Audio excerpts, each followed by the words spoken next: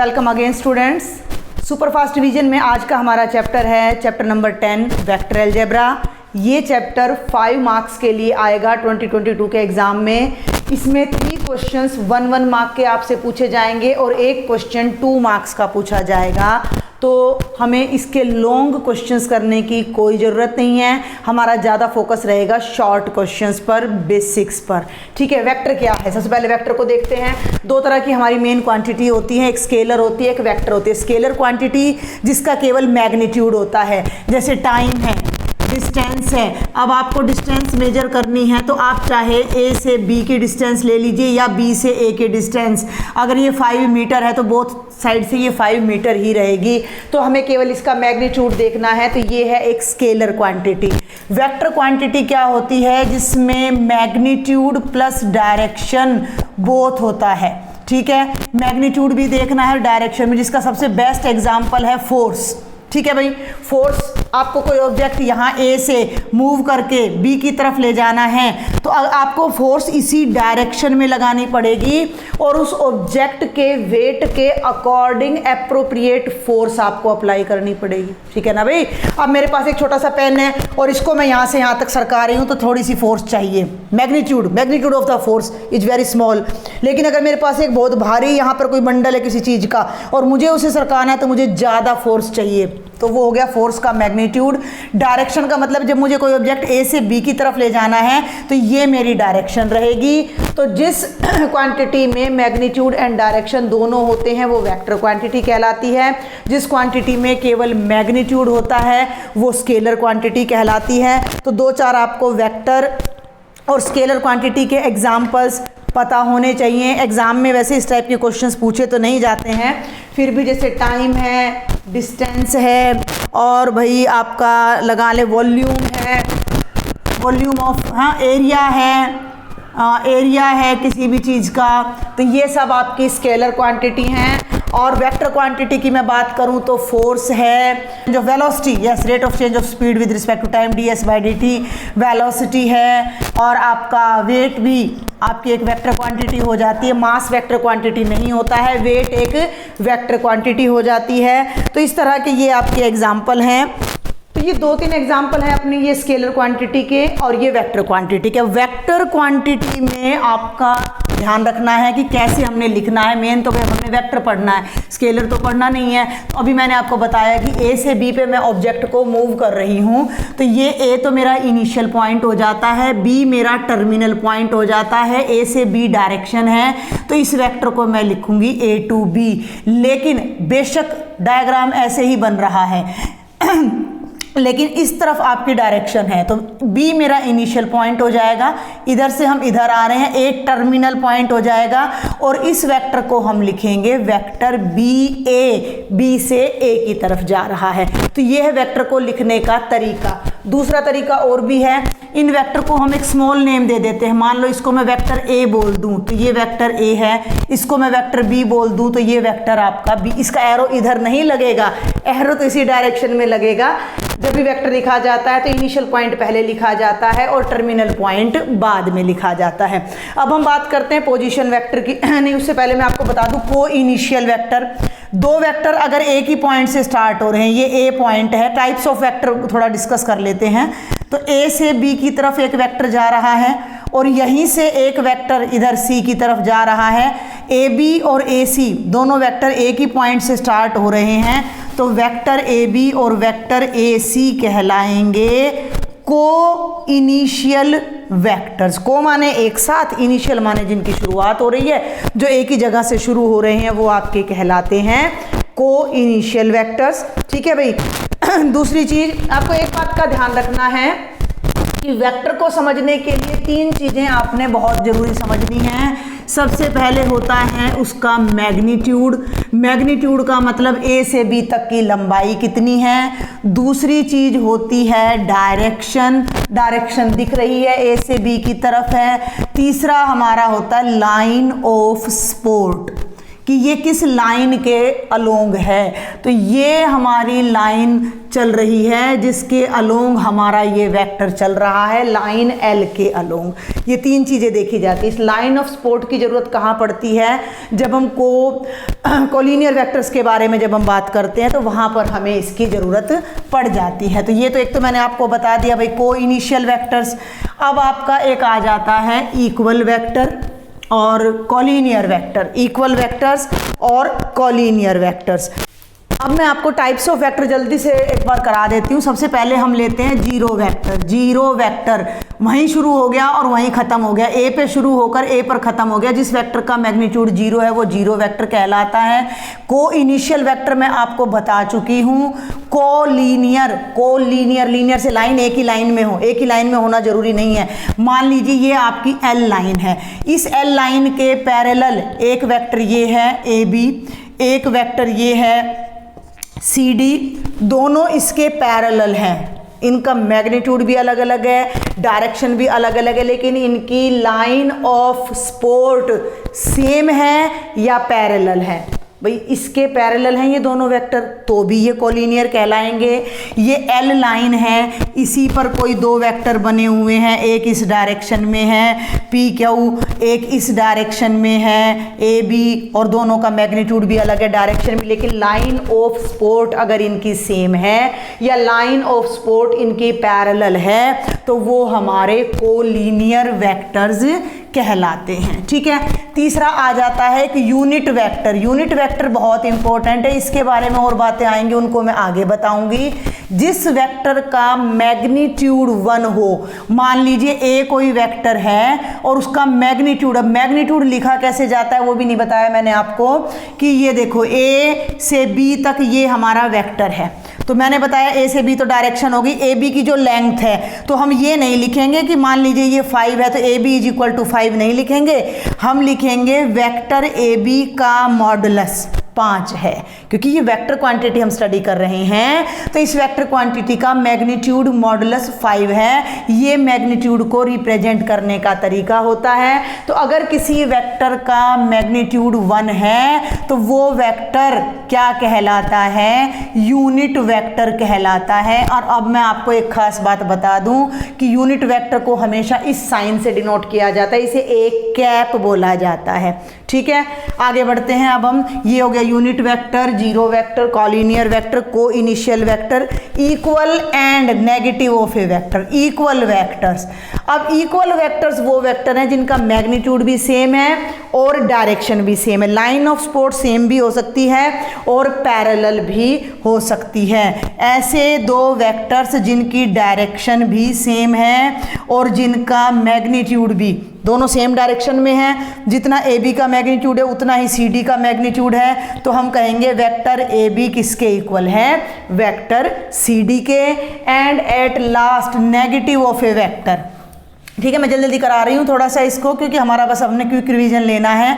A B कोई vector है, इसका नेगेटिव वेक्टर, वैसे तो आप इसको लिखोगे ए बी वेक्टर, इसका नेगेटिव हो जाएगा minus of A B. Negative का मतलब है same vector but in opposite direction, B से ए की तरफ। तो ए बी का नेगेटिव वेक्टर होगा वेक्टर बी ए। क्लियर है आपको यहाँ तक?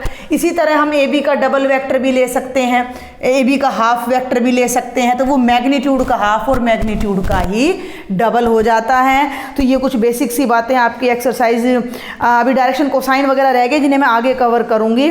तो आपके कुछ 2-4 क्वेश्चन यहाँ पर बनते हैं जिन्हें आप देख लेना। वैसे एक्सरसाइज 10.1 में से बहुत कम चांस होते हैं आपके कोई भी एग्जाम में क्वेश्चन आने के, और अभी तक आए भी नहीं हैं, फिर भी बहुत इजी है। पूरी एक्सरसाइज मैंने चैनल पर अपलोड भी की हुई है, तो आप वहाँ से इन क्वेश्चंस को अपना एक बार रिवाइज कर सकते हो।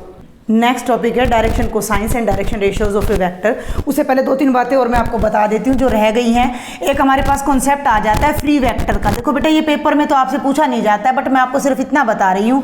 अब मान लीजिए कि ये कोई वेक्टर है ए बी, ठीक है भाई, और ये कोई वेक्टर है सी डी, और हमें अपनी स्टडी करने के लिए, अपना क्वेश्चन सॉल्व करने के लिए हम किसी भी वेक्टर को उसके पैरेलल डायरेक्शन में कहीं भी शिफ्ट कर सकते हैं। इस ए बी को मैं सरका कर यहाँ ले आऊँ और इसको सी के साथ यहाँ बना दूँ इसी डायरेक्शन में। आप ये डायरेक्शन सेम लेके चलना भैया, ठीक है। ये अपना ए बी वेक्टर है, तो ये यहाँ आके शिफ्ट हो जाए और उसके बाद हमें इस पे जो भी स्टडी करनी है वो हम कर सकते हैं। तो इस टाइप के वेक्टर फ्री वेक्टर्स कहलाते हैं। फ्री वेक्टर्स जो कि अपनी डायरेक्शन के पैरेलल, अपनी लाइन ऑफ सपोर्ट के पैरेलल कहीं भी मूव किए जा सकते हैं for the convenient of our solution. हमें अपना सॉल्यूशन करने के लिए ये चाहिए। पहली चीज़ तो ये है। एक आ जाता है पोजीशन वेक्टर। पोजीशन वेक्टर भी समझ लीजिए भाई, ये कोई पॉइंट है P और ये हमारा कोऑर्डिनेट सिस्टम है, y axis, x axis, z axis, ये ओरिजिन है। तो O को P से ज्वाइन करके जो वेक्टर बन रहा है OP, ठीक है, OP। तो ये हमारा R पॉइंट है। इसके जो कोफिशिएंट्स हैं वो अपने क्या हैं, x y z हैं। ये O हो गया इस वेक्टर OP का इनिशियल पॉइंट यानी 0 0 0, P हो गया टर्मिनल पॉइंट। तो ये जो पूरा वेक्टर OP है, ध्यान देना, ये कहलाएगा position vector of point P with respect two point O। किसी पॉइंट की पोजीशन को दिखाने वाला वेक्टर, ये वेक्टर OP अपना कहलाएगा, जिसे हम वेक्टर R से डिनोट करते हैं, ठीक है। तो कोई भी पॉइंट स्पेस में कहीं भी है और उस पॉइंट को ओरिजिन से मिला दिया जाए तो जो वेक्टर बनेगा वो उस पर्टिकुलर पॉइंट के पोजीशन वेक्टर को दिखाएगा और उसे हम जनरली वेक्टर R से डिनोट करते हैं। अगर हम यहाँ पर पाइथागोरस थ्योरम लगाते हैं, टू स्पेस में लगाएंगे तो एक डायगोनल आएगा, तो उससे हमारी जो ये R का जो मॉडुलस आएगा, जो ये OP वेक्टर की लेंथ आने वाली है, ये क्या आएगी, x square plus Y square plus Z square का अंडर रूट। वैसे भी आप डिस्टेंस फॉर्मूला लगा सकते हो O से P तक का, x माइनस 0 का स्क्वेयर प्लस y माइनस 0 का स्क्वेयर प्लस z माइनस 0 के स्क्वेयर का अंडर रूट। तो ये O से P तक की डिस्टेंस आ जाएगी, जिसे हम वेक्टर की भाषा में OP का मॉडुलस कहेंगे और ये इस तरह से कैलकुलेट किया जा सकता है। अब मैं आ रही हूँ इस टॉपिक पर, that is direction cosine and direction ratio of a vector. तो कोई भी वेक्टर कहीं भी बना हुआ है, हमने उसको उठा के यहाँ ओरिजिन पे शिफ्ट कर दिया, ठीक है, कर दिया। अभी मैंने बताया फ्री वेक्टर हम पढ़ रहे हैं। तो ये वेक्टर जो भी है, मान लीजिए OP ही है, तो ये x, y और z के साथ कोई ना कोई एंगल बनाएगा। तो ये x की पॉजिटिव डायरेक्शन के साथ ये अल्फा एंगल बना रहा है, ये बीटा एंगल बना रहा है, और z के साथ ये गामा एंगल अगर ये वेक्टर बना रहा है, ध्यान से सुनना, ये वेक्टर x, y और z के साथ respectively alpha beta gamma angle बना रहा है, तो cos value of alpha, cos value of beta and cos value of gamma are called, ये मैं अब इसको शॉर्ट में लिखने जा रही हूँ, ध्यान दे लेना, direction cosines. These are called direction cosines of vector OP। Direction के कोसाइन, डायरेक्शन एंगल, उसकी कोसाइन वैल्यू डायरेक्शन कोसाइन हो गया।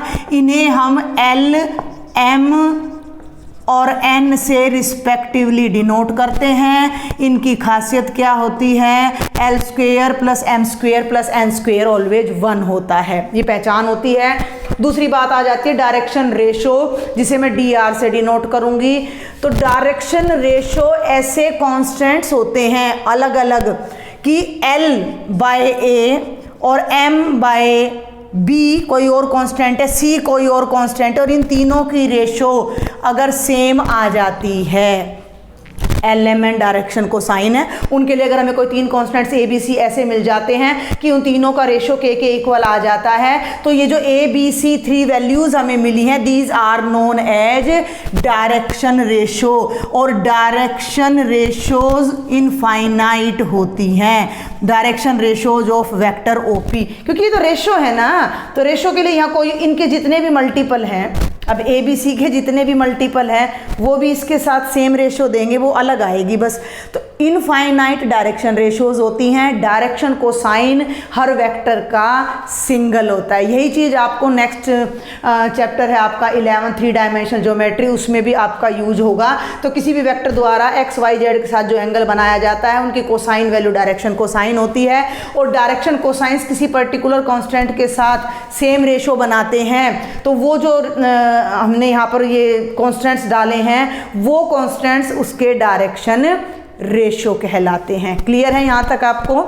ये 2-3 छोटी छोटी डेफिनेशंस रह गई हैं। कोप्लेनर वेक्टर्स, ऐसे 2 3 4 5 वेक्टर्स जो एक ही प्लेन में हो। ये ब्लैक व्हाइट बोर्ड एक प्लेन है, इसमें जितने भी वेक्टर्स बनेंगे वो कोप्लेनर वेक्टर्स कहलाएंगे। लाइक वेक्टर्स, जिन वेक्टर्स की डायरेक्शन सेम है वो लाइक वेक्टर्स कहलाते हैं। जिन वेक्टर्स की डायरेक्शन सेम नहीं होती वो अनलाइक वेक्टर्स कहलाते हैं। तो टाइप्स ऑफ वेक्टर में मैंने लगभग कोशिश की है कि सबको मैंने आगे पीछे करके यहाँ पर कवर कर दिया है। अब हमारा सबसे इंपॉर्टेंट टॉपिक यहाँ पर शुरू हो जाता है, एडिशन ऑफ वेक्टर्स।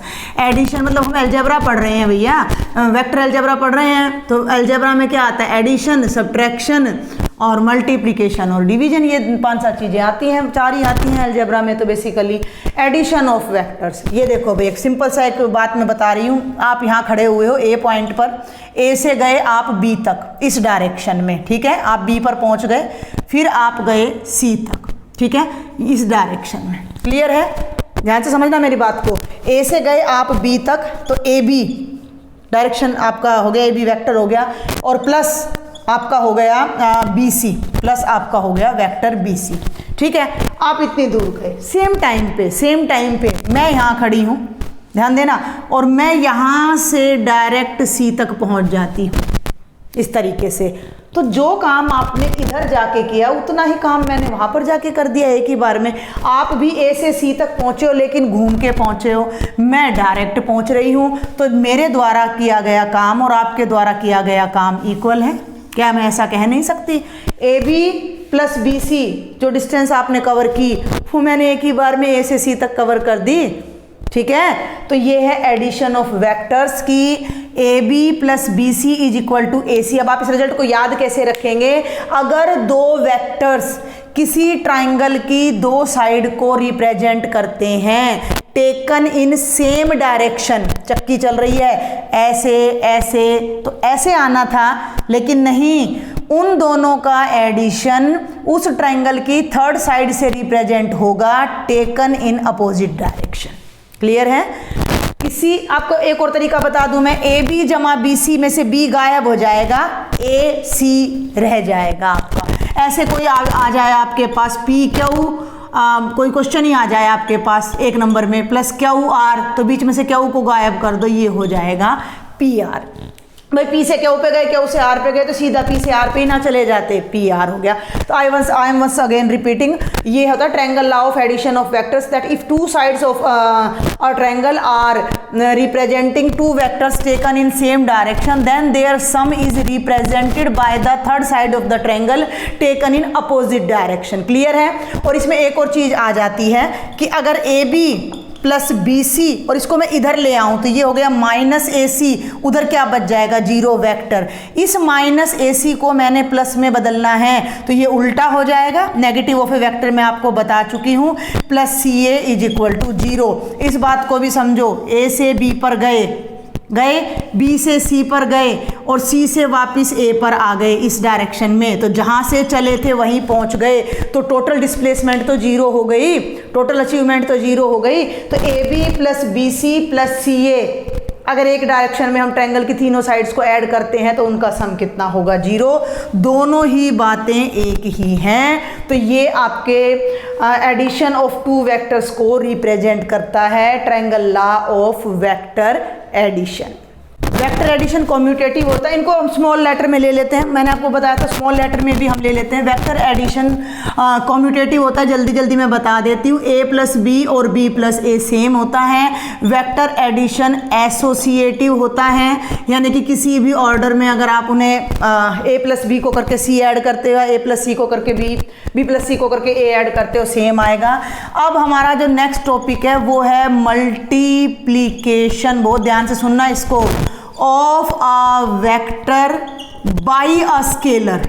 दो तरह की मल्टीप्लिकेशन आप यहाँ सीखोगे। वेक्टर की वेक्टर से मल्टीप्लिकेशन और वेक्टर की स्केलर से मल्टीप्लिकेशन। तो अभी हम वेक्टर की स्केलर से मल्टीप्लिकेशन सीखने जा रहे हैं। मान लो ए कोई पॉइंट है, ओ ए उसका पोजीशन वेक्टर है जो कि वेक्टर ए है, इसका दुगना करना है तो सिंपल सी बात है कि वो वेक्टर का मैग्नीट्यूड डबल हो जाएगा। ओ से ए तक, इतना ही लो, डबल करके दिखाऊंगी फिर मैं आपको।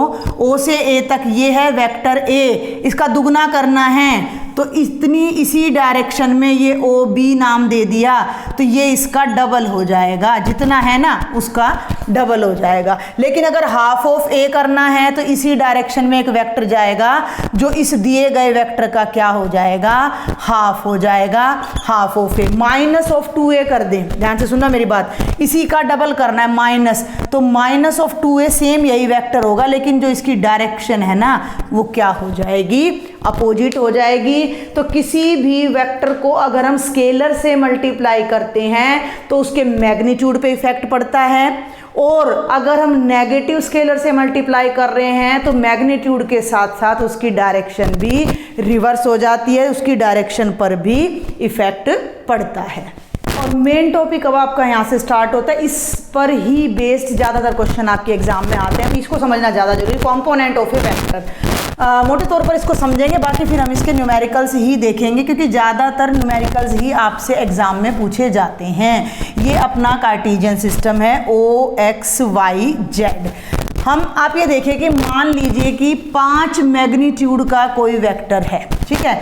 तो आप सबसे पहले तो मैं आपको बता दूं कि हम एक्स वाई और जेड एक्सिस के साथ इस डायरेक्शन में 3 यूनिट वेक्टर डिफाइन करके चलते हैं। एक्स एक्सिस के साथ जो यूनिट वेक्टर डिफाइन होता है उसे हम यूनिट वेक्टर आई कहते हैं, वाई के साथ जो डिफाइन होता है उसे यूनिट वेक्टर जे कहते हैं, और जेड के साथ जो डिफाइन होता है उसे यूनिट वेक्टर के कहते हैं। आप ये मान लो कि ये आपका एक है, ओ से ए तक ये डिस्टेंस 1 है, तो जो आपका वेक्टर ओ ए है वो आपका वेक्टर आई है और इसका जो मैग्नीट्यूड है वो आई का मैग्नीट्यूड है और वो 1 है, एक मोटे तौर पर।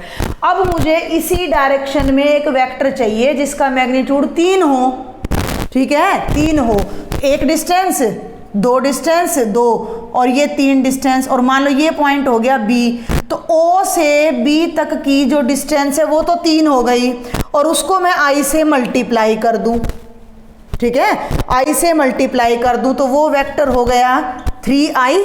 जब मैं इसका मैग्नीट्यूड लूंगी तो 3 का मैग्नीट्यूड इंटू आई का मैग्नीट्यूड, 3 गुणा 1 कितना आ जाएगा, 3 आ जाएगा। तो ओ से बी तक जो वेक्टर बनेगा वो 3 मैग्नीट्यूड का वेक्टर अपना बन जाएगा जिसे हम 3i लिख देंगे, ठीक है। एक सिंपल सा रूल है भाई, आई का मतलब 1, अब 1 को जितने से गुणा करोगे उतना ही, वो 5 से गुणा करोगे तो 5 हो जाएगा, 10 से मल्टीप्लाई करोगे 10 हो जाएगा, 3 से मल्टीप्लाई करोगे 3 हो जाएगा। तो हमने अलग अलग डायरेक्शन में 3 वेक्टर्स यहाँ डिफाइन कर दिए हैं, सेम विद जे है और सेम विद के है। अब इस चीज़ को पहले मैं ना आपको 2 डायमेंशन में समझाना चाहूँगी। 2 डायमेंशन में ये एक्स एक्सिस है, ये वाई एक्सिस है, ये कोई पॉइंट है पी जिसके कोऑर्डिनेट्स हैं एक्स वाई, ध्यान से समझना मेरी बात को। अब इसके साथ है वेक्टर आई, बहुत ध्यान से सुनना मेरी बात भैया आप, ये डिस्टेंस है आपकी एक्स, ठीक है, इसके साथ है वेक्टर आई। तो जब मैं ओ से मान लो इसका नाम ए रख दूं तो ओ ए वेक्टर की जब मैं बात करती हूं तो मैग्नीट्यूड तो एक्स है, वेक्टर कौन सा है इसके साथ आई है, तो ये बन जाएगा वेक्टर एक्स आई, ठीक है। और ये यहाँ आओगे तो ये पॉइंट बी है, तो ये दूरी आपकी कितनी है, वाई है, और इसके साथ वेक्टर कौन सा है, जे है। तो जब मैं वेक्टर ओ बी की बात करती हूँ तो वो वाई जे हो जाएगा, ठीक है, बहुत ध्यान से सुनना। अब ये वाई जे है तो ये भी आपका कौन सा वेक्टर है, वाई जे है। अब हम जा रहे हैं बेटा ओ से पी तक, बहुत ध्यान से सुनना मेरी बात को।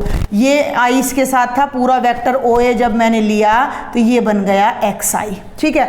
अब मुझे पी तक जाना है तो वेक्टर ओ पी, हाँ, vector O P triangle law of addition से ओ ए जमा ए पी, ओ ए जमा ए पी, ओ ए कितना है, एक्स आई है, ए पी कितना है, वाई जे है, और ये बन गया मेरा वेक्टर ओ पी। ध्यान से सुनो मैं क्या बताना चाह रही हूँ। अगर किसी पॉइंट P के कोऑर्डिनेट्स एक्स वाई हैं तो उसका पोजीशन वेक्टर OP इन दो वेक्टर्स के सम में रिप्रेजेंट किया जा सकता है। और वो वेक्टर कौन से होंगे? एक होगा xi प्लस yj, ठीक है। और इस वेक्टर के मैग्नीट्यूड की जब मैं बात करती हूँ, वेक्टर OP के मैग्नीट्यूड की, तो आपको मैं डिस्टेंस फॉर्मूला से भी बता चुकी हूँ, x माइनस 0 का स्क्वायर प्लस y माइनस 0 का स्क्वायर, तो वो बन जाएगा x square plus y square का अंडर रूट। ये मैंने आपको 2 डायमेंशन में इसलिए समझाया ताकि 3 डायमेंशन में आपको समझने में कोई प्रॉब्लम ना आए। तो अब जल्दी से इस रिजल्ट को मैं 3 डायमेंशन पर लेकर जा रही हूँ, क्योंकि हमारा पूरा चैप्टर 3 डायमेंशन के लिए ही चलेगा। तो हम फिर से बता दूं, x के साथ i वेक्टर, y के साथ यूनिट वेक्टर j है, z के साथ यूनिट वेक्टर k है। कोई पॉइंट P के कोऑर्डिनेट्स अगर x y z हैं तो हम पोजीशन वेक्टर ऑफ OP को लिख सकते हैं xi, कोऑर्डिनेट्स पे ध्यान देना है, प्लस yj प्लस zk। और ये x y z इस वेक्टर के 3 कंपोनेंट्स कहलाएंगे। ये कंपोनेंट है विद x एक्सिस, ये कंपोनेंट है विद y एक्सिस और ये कंपोनेंट है विद z एक्सिस। आगे हमारा सारा रिजल्ट इन कंपोनेंट्स में चलेगा और वेक्टर OP का जो मॉडुलस आ जाएगा वो इन कोफिशिएंट्स के x का स्क्वायर प्लस y का स्क्वायर प्लस z स्क्वायर का अंडर रूट हो जाएगा। तो ये मेन टॉपिक है जिसे आपने समझना है। अब इसी से हम equality, addition, subtraction, dot product, cross product of vector सब यहीं से देखने वाले हैं। अब हम कंपोनेंट्स को यूज करते हुए जल्दी से अलजेब्रा ऑफ वेक्टर्स को थोड़ा सा डिस्कस और करते हैं। मान लीजिए a कोई वेक्टर है 2i प्लस 3j माइनस 4 के, पॉइंट हो गया 2 3 माइनस 4। एक और वेक्टर है b i plus 2j plus 3k, ठीक है। अब आपने करना है a plus b, corresponding components जुड़ जाएंगे, 2i plus i 3i, 3j plus 2j 5j minus 4k plus 3k minus k, as simple as algebra जो अलजेब्रा में करते थे। अगर a माइनस b करना है 2i minus i 3j plus minus 2j plus j minus 4k minus 3k minus 7k। मुझे 2 times of vector a करना है, हर कंपोनेंट को 2 से मल्टीप्लाई कर दूंगी, 4i प्लस 3 दूनी 6j माइनस 8k। अब ध्यान से सुनना, अगर कोई वेक्टर a वेक्टर b के इक्वल है, a के कंपोनेंट्स है a1i, a2j, a3k और b के कंपोनेंट्स हैं b1i, b2j, b3k, तो ये दोनों अगर बराबर हैं तो a1 b1 के बराबर होगा, i वाला कंपोनेंट i वाले के इक्वल होगा, a2 b2 के इक्वल होगा और a3 कंपोनेंट b3 के इक्वल होगा। तो हमारा सारा काम अब कहाँ आकर रुक जाता है? कंपोनेंट्स पर आकर हमारा सारा काम यहाँ रुक जाता है। जैसे एक एग्जांपल है आपकी बुक में ही कि 2 वेक्टर्स a और b इक्वल है तो x y z की वैल्यू निकालिए।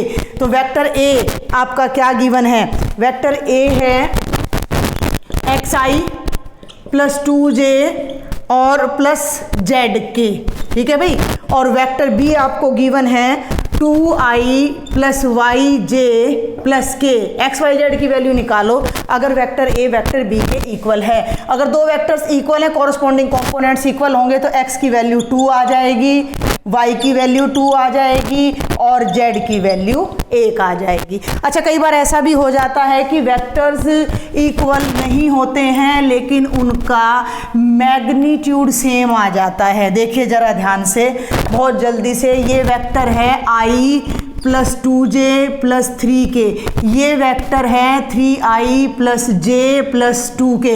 3 1 के इक्वल नहीं है, 2 1 के इक्वल नहीं है, 3 2 के इक्वल नहीं है, तो वेक्टर a वेक्टर b के इक्वल नहीं है। लेकिन जब मैं वेक्टर a का मैग्नीट्यूड निकालती हूँ तो i का कोफिशिएंट है 1 का स्क्वायर प्लस 2 का स्क्वायर प्लस 3 का स्क्वायर, 1 और 4 5 और 9 14 का अंडर रूट। और जब मैं वेक्टर b का मैग्नीट्यूड निकालती हूँ तो वो भी 14 ही आएगा, 14 का अंडर रूट आएगा क्योंकि इसमें 3 1 और 2 ही आ रहा है। तो कई बार ऐसा भी होता है कि 2 वेक्टर्स इक्वल नहीं हैं बट उनके जो हैं ये मैग्नीट्यूड, उनका मैग्नीट्यूड इक्वल आ जाएगा। अब एक बहुत इंपॉर्टेंट चीज मैं आपको बताने जा रही हूं, किसी भी वेक्टर को यूनिट वेक्टर में बदलना। अभी वही क्वेश्चन ले लेते हैं, मैंने इरेज कर दिया गलती से, i + 2j + 3k। ध्यान से देखना, इसका मैग्नीट्यूड कितना आया था, √14। इस वेक्टर को इसी के मैग्नीट्यूड से मैं थ्रू आउट डिवाइड करके, मैग्नीट्यूड तो एक नंबर है तो मैंने उसको डिवाइड कर देना है, i + 2j + 3k को मैंने √14 से डिवाइड कर दिया। तो ये क्या बन गया, 1/√14i, 2/√14j और 3/√14k।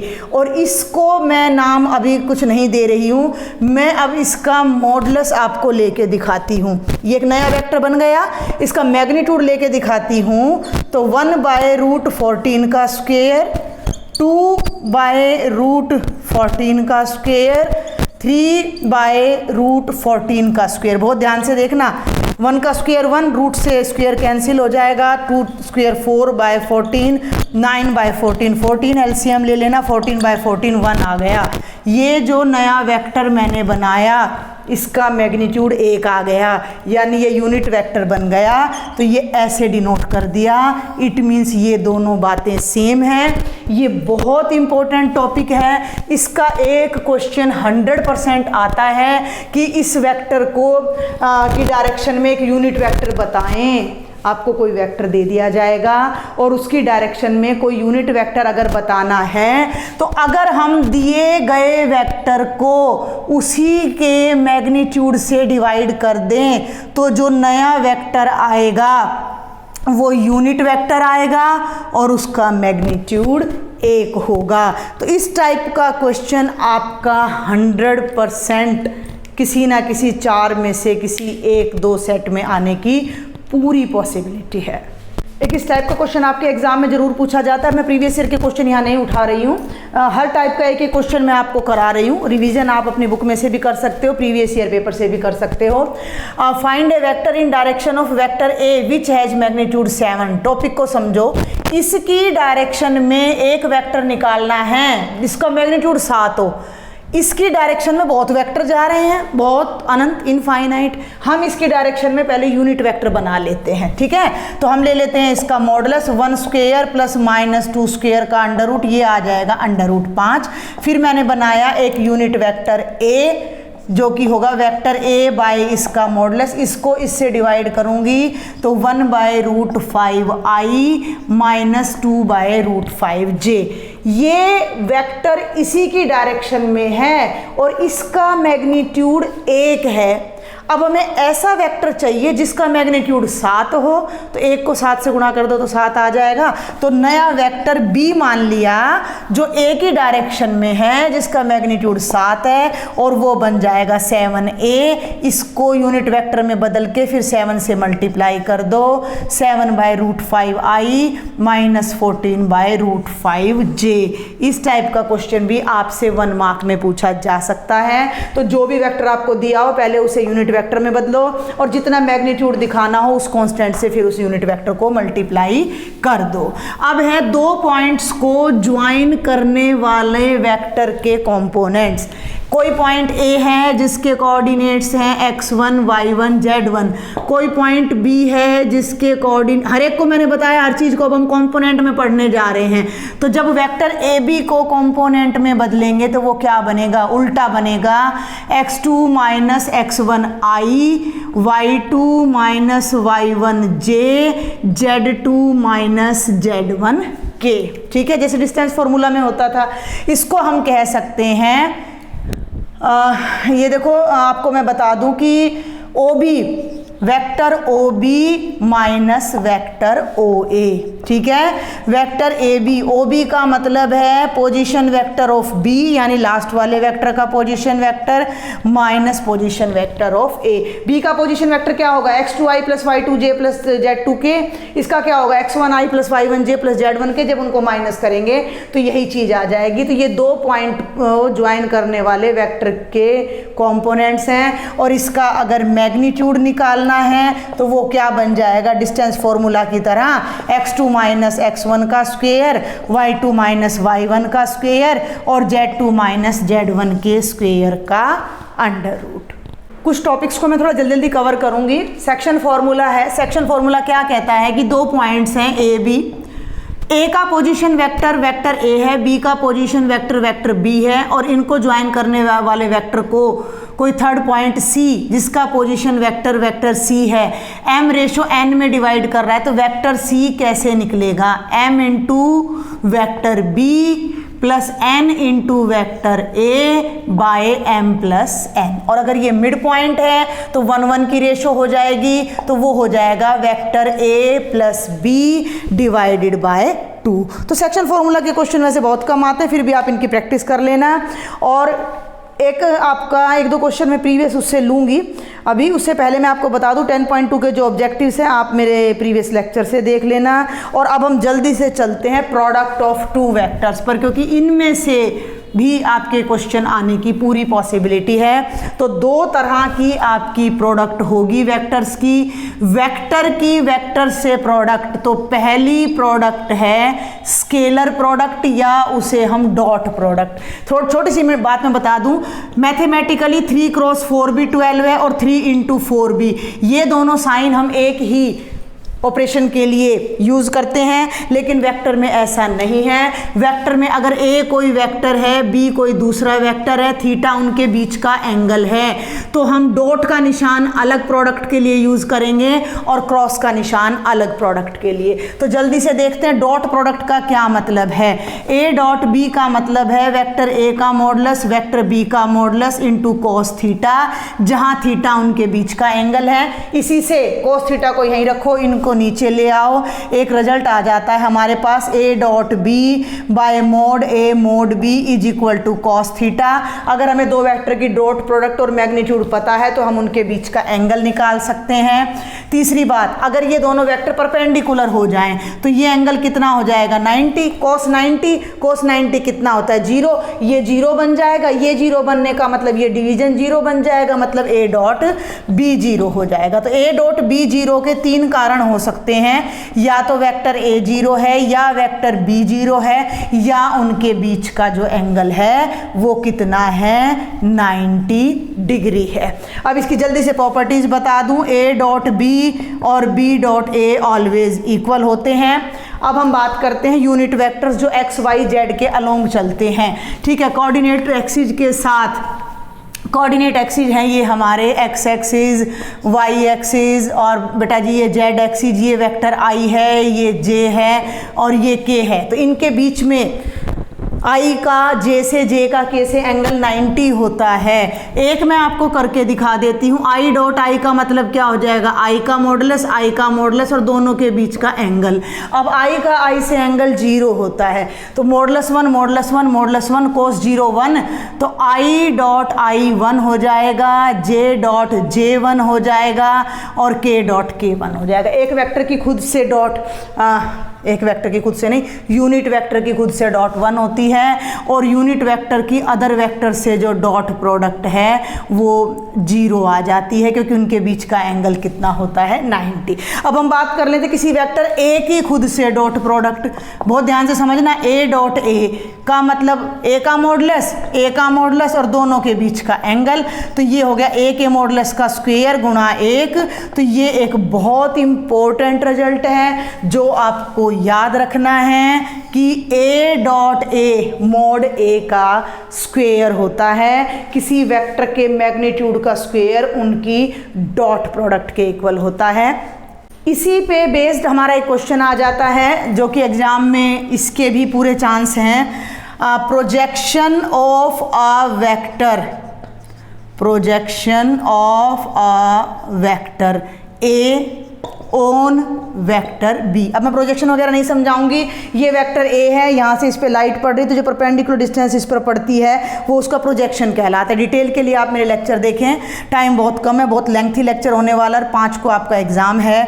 तो अगर कोई दो वेक्टर, अब हम केवल एग्जाम के पॉइंट ऑफ व्यू से समझ रहे हैं, अगर आपको कोई दो वेक्टर ए और बी दे दिए गए हैं और वेक्टर ए का वेक्टर बी पे प्रोजेक्शन आपने निकालना है, तो वो क्या बनेगा, वो बनेगा A dot B by vector B का मॉडुलस। ध्यान देना है, A dot B by vector B का मॉडुलस। उल्टा हो जाएगा अगर हमें बी की ए पर प्रोजेक्शन निकालनी है, उल्टा का मतलब नीचे चेंज होगा बस, प्रोजेक्शन ऑफ बी ऑन ए, तो ए डॉट बी और बी डॉट ए तो एक ही बात है, तो ऊपर तो यही आ जाएगा, लेकिन जिस वेक्टर पर प्रोजेक्शन पड़ रही है उसका मैग्नीट्यूड नीचे आ जाएगा। ये हिंट आपने याद रखना है। अगर किसी वेक्टर का किसी दूसरे वेक्टर पर प्रोजेक्शन निकालना है तो उनकी डॉट प्रोडक्ट को बाद वाले जो ऑन के बाद वेक्टर है ना उसके मॉडुलस से डिवाइड कर दो, तो एक वेक्टर की दूसरे पर प्रोजेक्शन आ जाएगी। अभी तक जो भी टॉपिक मैंने आपको कराए हैं उन पर बेस्ड में कुछ प्रीवियस ईयर के एमसीक्यू ले लेती हूँ जल्दी से। Find a unit vector, MCQ one word कुछ भी लगा लीजिए, मैं बोल रही हूँ क्वेश्चन आप ध्यान से सुन लीजिएगा। Find A unit vector in the direction of vector ए। इस वेक्टर की डायरेक्शन में एक यूनिट वेक्टर निकालो। आपने क्या करना है, इसको इसी के मैग्नीट्यूड से भाग कर देना है, आपका आंसर आ जाएगा। ठीक है, अब है ये एक क्वेश्चन था। सेकंड है, आपको वेक्टर ए दे रखा है i plus J minus K, yes, और दूसरा दे रखा है vector B i minus J plus K. इनके बीच का एंगल निकालो। इनके बीच का एंगल मान लिया कितना है, थीटा है, तो कॉस थीटा कैसे निकलेगा, A dot B by mod A. Mod B, अब ए डॉट बी तो नहीं बताया भाई मैंने, हाँ ध्यान से जल्दी से, अभी डॉट प्रोडक्ट मैंने कंपोनेंट फॉर्म में नहीं बताई है, तो देखा अब याद आ गया ना जल्दी से, बहुत वास्ट सिलेबस हो जाता तो हम भूल जाते हैं।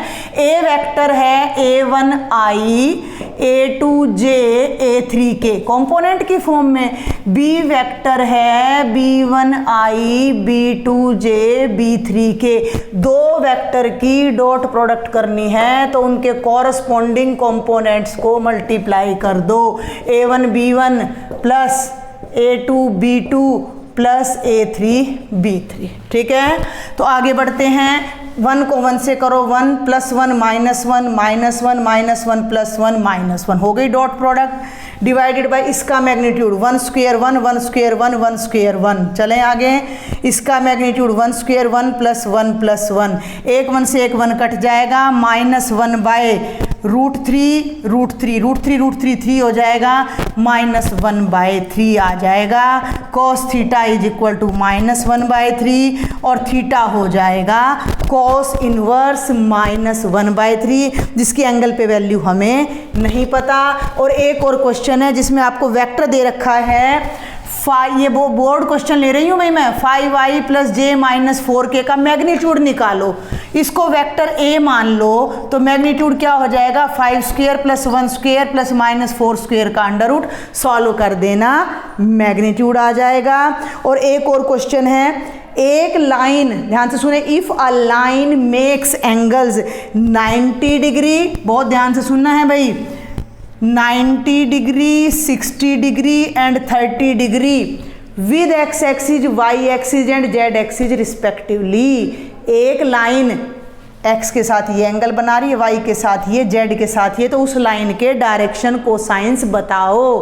बहुत सिंपल है, एल कॉस अल्फा यानी कॉस 90 0, एम कॉस 60 यानी 1/2, एन कॉस 30 यानी कि रूट 3/2। आप इनको स्क्वायर करके ऐड भी कर लेना, 1 आ जाएगा। तो इससे सिंपल क्वेश्चन कोई हो नहीं सकते। अब मैं आपको पहले क्रॉस प्रोडक्ट ऑफ 2 वेक्टर्स और बता देती हूँ जल्दी से, फिर कुछ इंपॉर्टेंट क्वेश्चंस हम देख लेंगे।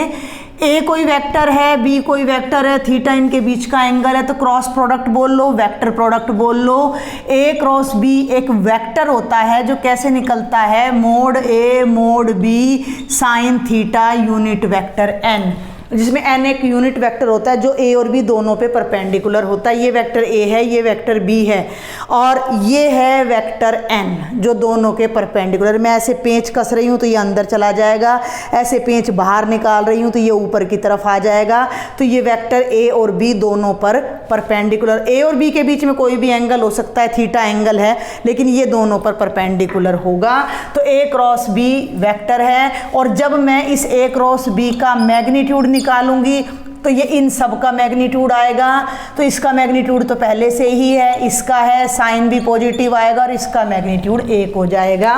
तो ये A क्रॉस B है। अब इसके जो इंपॉर्टेंट रिजल्ट्स हैं, A क्रॉस B कभी भी B क्रॉस A के इक्वल नहीं होता, बल्कि A cross B cross A का नेगेटिव होता है।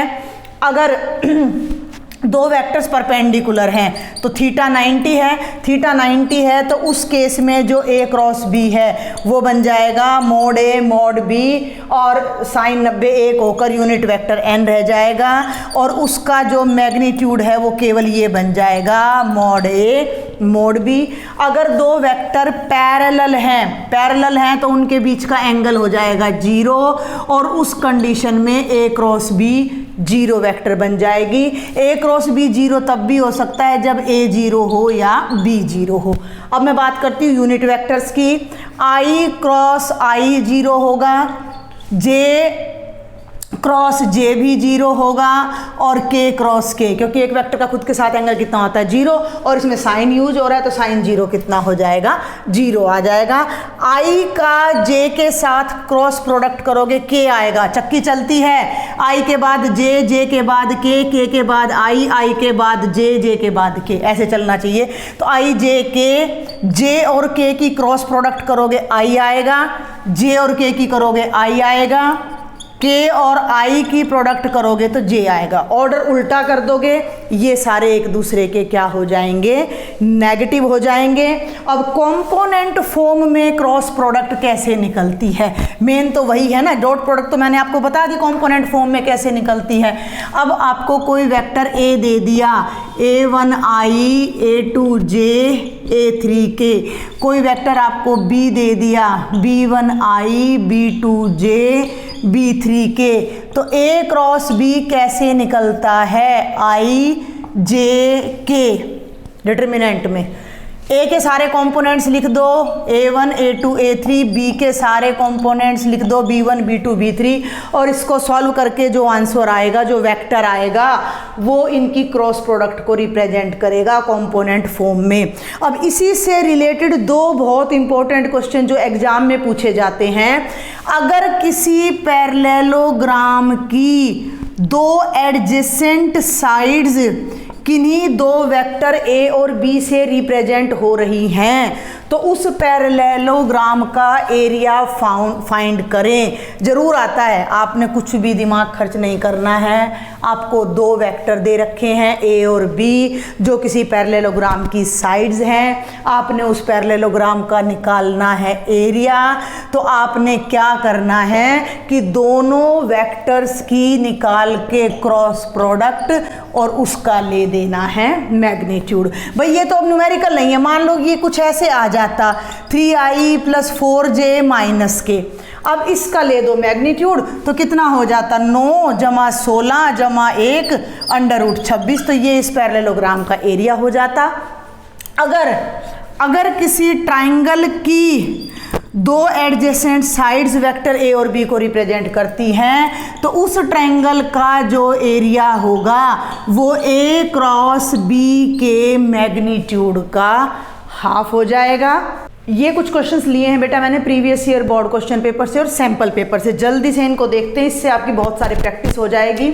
सबसे पहला क्वेश्चन है prove that points A, B and C are collinear. जब भी इस तरह का कोई क्वेश्चन आपके पास आता है, ध्यान देना, मैं ये नहीं कह रही कि यही क्वेश्चन आएगा, इस तरह का कोई भी क्वेश्चन आएगी, 3 पॉइंट्स कोलिनियर दिखाने हैं तो आपने पोजीशन वेक्टर A B बनाना है। शॉर्ट में बताऊंगी भाई मैं A B, तो कैसे बनेगा x2 - x1 I, y2 - y1 j, z2 - z1 k, तो 2 - 1 यानी I, 6 में से 2 गया 4 और 3 में से 7 गया -4 k।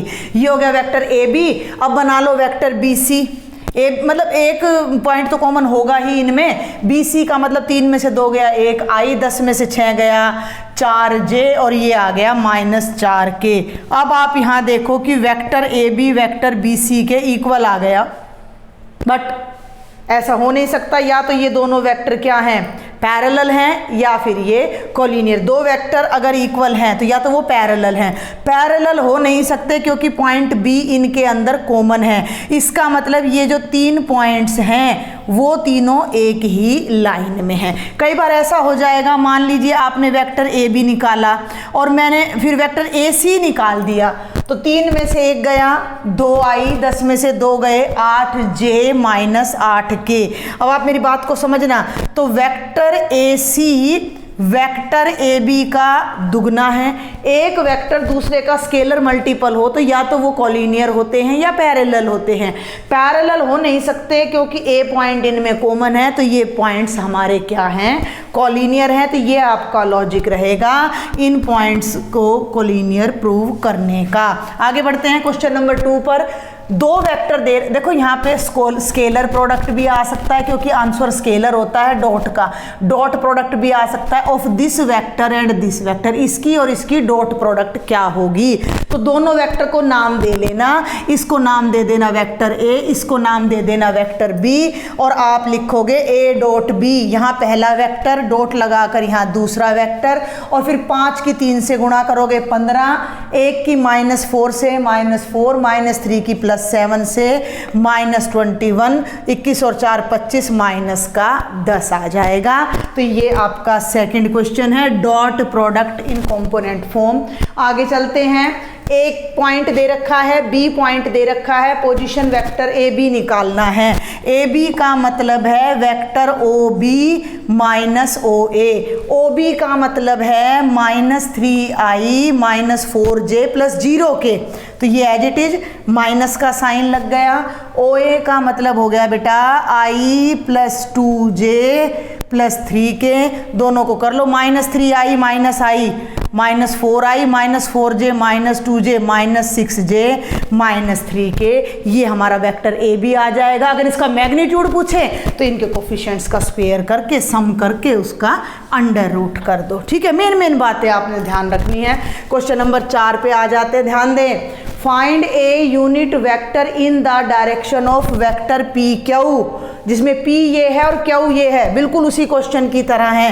पहले आप वेक्टर p q बनाओ, 4 में से 1 गया 3, 5 में से 2 गया 3, 6 में से 3 गया 3, 3i 3j 3k, और इसकी डायरेक्शन में एक यूनिट वेक्टर लेना है तो इसका ले लो मैग्नीट्यूड 3 स्क्वायर 3 स्क्वायर 3 स्क्वायर का अंडर रूट 9 तिया 27 का अंडर रूट, 27 का अंडर रूट कितना हो जाएगा 3√3। अब यूनिट वेक्टर बनाना है तो इसको इसी के मैग्नीट्यूड से डिवाइड करो, 3 को 3√3 से करोगे तो ये आएगा 1/√3i 1/√3j और 1/√3k। मैं फिर कह दूँ, यहाँ उन्हीं बच्चों को समझ आएगा जिन्होंने पहले इस कॉन्सेप्ट को एक बार कम से कम अच्छे से कर रखा है, क्योंकि एंड टाइम पर अगर आप सोच रहे हैं कि मुझे पूरा चैप्टर समझ आ जाए फर्स्ट टाइम में तो नहीं आएगा। Projection of vector A on vector B, तो क्या बताया था, A dot B by on B है तो बी का मैग्नीट्यूड, ए डॉट बी मुझबानी कर रही हूँ, 7 1 जा 7, 3 + -3 7 8 जा 56, और बटे में बी का मैग्नीट्यूड, बी का मैग्नीट्यूड कितना हो जाएगा 49 जमा 1 जमा ये 64, 4 ऊपर आ जाएगा 60, नीचे आ जाएगा 50 और 114 का अंडर रूट। सॉल्व होता है तो कर देना, नहीं तो यहीं पर छोड़ देना। आगे बढ़ते हैं, देखें ये बड़ा इंपॉर्टेंट क्वेश्चन है। The value of lambda if vector A is perpendicular to B, A दे रखा है बी दे रखा है, दो वेक्टर अगर परपेंडिकुलर होते हैं तो आप क्या यूज करोगे, उनकी डॉट प्रोडक्ट को 0 कर दो। बहुत इंपॉर्टेंट है, क्वेश्चन जरूर आ जाता है इस टाइप में। तो 2 1 जा 2, -1 को -3 से करो +3, लैम्डा को -5 से करो -5 lambda is equal to 0, 5 - 5 lambda, solve कर लेना, लैम्डा की वैल्यू 1 आने वाली है। ये क्वेश्चन आपके सैंपल पेपर से लिया है मैंने। अगर कोई लाइन x एक्सिस के साथ 60 डिग्री का एंगल बना रही है, y एक्सिस के साथ 45 डिग्री का एंगल बना रही है, तो z एक्सिस के साथ कितना एंगल बनाएगी, मान लिया अल्फा एंगल बनाएगी। तो इसके डायरेक्शन कोसाइंस क्या हो गए, cos 60 कितना होता है आपका 1/2, m आपका हो जाएगा cos 45 कितना होता है 1/√2, n कितना हो जाएगा cos अल्फा, और मैंने आपको बता रखा है l² + m² + n² 1 होता है, 1/2 का स्क्वायर करो 1/4, 1/√2 का स्क्वायर करो 1/2 + n² = 1, इन दोनों को जोड़ दो 1/4, यहाँ 2 से करो 2/4, 3/4 आएगा, उधर जाके माइनस हो जाएगा तो n² आएगा 1 - 3/4, 4 × 1 = 4 में से 3 गया 1/4, ध्यान देना n² आया 1/4 तो n आएगा 1/2, n का मतलब cos अल्फा 1/2, 1/2 कितने डिग्री पे वैल्यू होती है 60 पे, तो अल्फा का आंसर कितना आ जाएगा 60 डिग्री। क्या यूज किया हमने, डायरेक्शन कोसाइन के कॉन्सेप्ट को यूज किया। अभी एक क्वेश्चन ऊपर है और एक और लूंगी मैं, ए और बी दो वेक्टर हैं, तो आपने क्या फाइंड करना है, A cross B component form में है तो डिटर्मिनेंट से होगा, मैं जस्ट आइडिया दे रही हूँ, आप इसको सॉल्व कर लेना।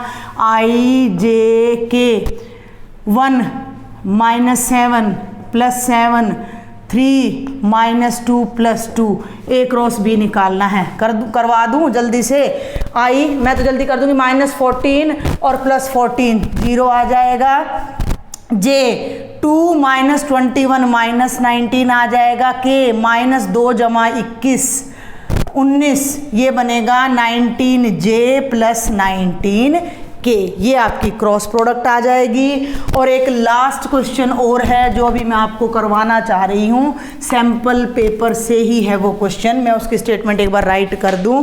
इफ मॉडुलस ऑफ, ध्यान देना, मॉडुलस ऑफ वेक्टर ए 2 है, मॉडुलस ऑफ वेक्टर बी 1/√2 है, A cross B is a unit vector, ठीक है, तो ए और बी के बीच का एंगल निकालो, माना ए और बी के बीच का एंगल है थीटा, तो आपको मैंने बताया था ए क्रॉस बी क्या होता है, mod A mod B sin theta unit vector n, और जब हम इसका मॉडुलस लेते हैं तो ये n यूनिट है, ये खत्म हो जाता है, ठीक है, ये है।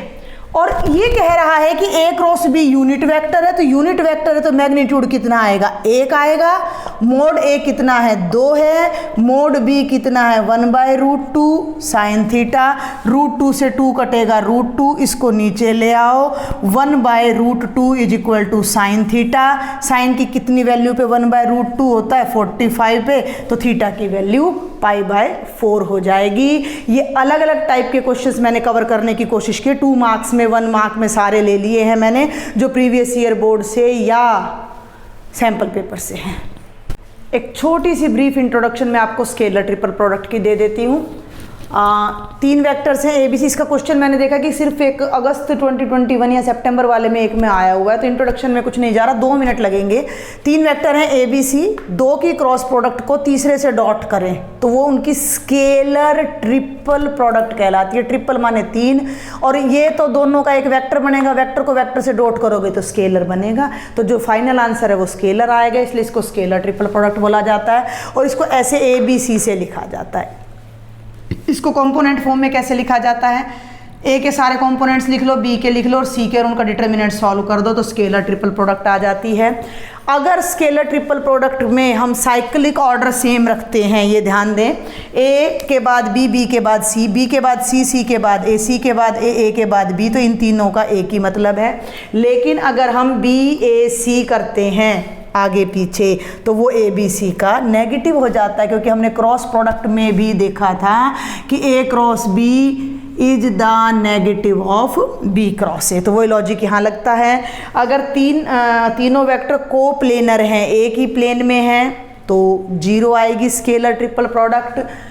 2 वेक्टर 3 में से सेम है, ये क्वेश्चन आपका पूछा गया है अगस्त के क्वेश्चन पेपर में, A cross A dot B, तो वैसे तो ये स्केलर से नहीं आता, डायरेक्ट भी आ जाता है, क्योंकि A क्रॉस A बनेगा 0 वेक्टर और 0 वेक्टर को B से डॉट करोगे तो कितना आ जाएगा 0।